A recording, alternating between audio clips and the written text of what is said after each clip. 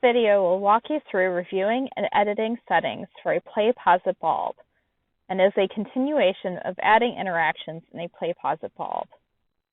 Bulb settings give you options for how learners see the bulb and their ability to rewind and fast forward through the bulb.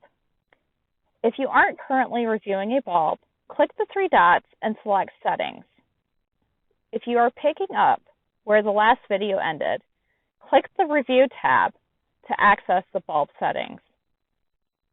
If you would like to change the bulb thumbnail, click on the picture and upload either a PNG or a JPEG image.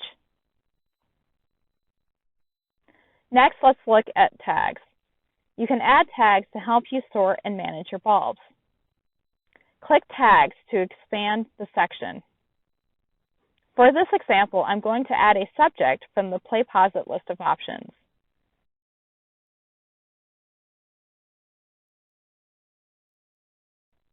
Click Playback Options to expand.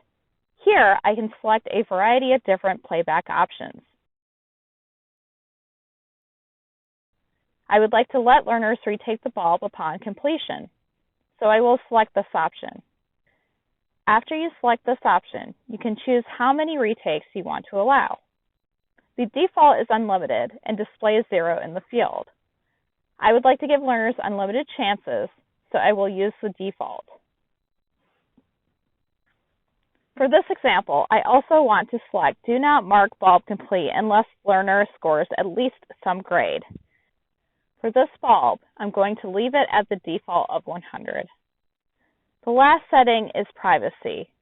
If you leave the bulb public, it will be visible in the pre-made library. I will select Bulbs and Playlists are visible to members of your school/site. I'm all done with settings, so I will click Save and Exit. My bulb is now ready to be linked to Moodle, which we will cover in the next video.